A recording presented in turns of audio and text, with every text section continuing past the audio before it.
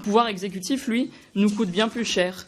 Est-il acceptable qu'une seule personne, le chef de l'État, dépense l'équivalent d'un cinquième du budget de notre Assemblée?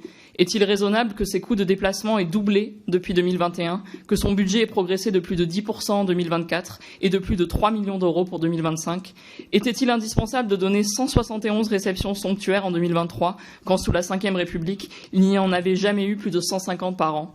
Était-il bien sérieux de gaspiller l'argent public en homards bleus, gratins de cèpes et autres volailles de Bresse marinées au champagne? C'était le menu du dîner de gala offert à Charles III, à Versailles, qui à lui seul nous a coûté 474 000 euros, plus encore que celui de M. Moody, dont la facture s'élevait déjà à 412 000 euros.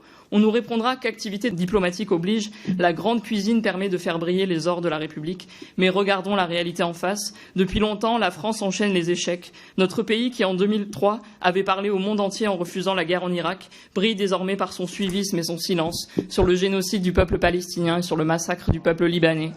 Pendant ce temps, les dîners d'État gavent les intimes d'Emmanuel Macron aux frais de la princesse. Son ami Bernard Arnault est toujours de la partie, invité à tous les dîners donnés pour les chefs d'État. Une récente enquête du Nouvel Obs recense les multiples avantages que Bernard Arnault tire de sa relation avec le président. Présent le 8 juin au dîner avec Joe Biden, le milliardaire a vécu comme une humiliation de ne pas avoir été mis au courant de la dissolution du lendemain, dont il a tout de même été informé bien avant tout le monde. Il décrète ensuite qu'il faut à tout prix éviter un Premier ministre de gauche, ulcéré par les dingueries fiscales du NFP, et va jusqu'à suggérer des noms de Premier ministre à Emmanuel Macron. L'argent public sert-il à construire le réseau d'influence des oligarques? Je n'ai que 4 minutes pour vous rappeler que Brigitte Macron coûte 300 000 euros par an aux contribuables.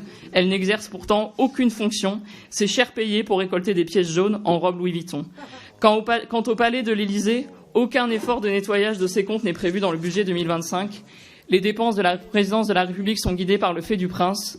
En guise de premier pas pour le nettoyage de ses comptes, nous voterons contre ce budget.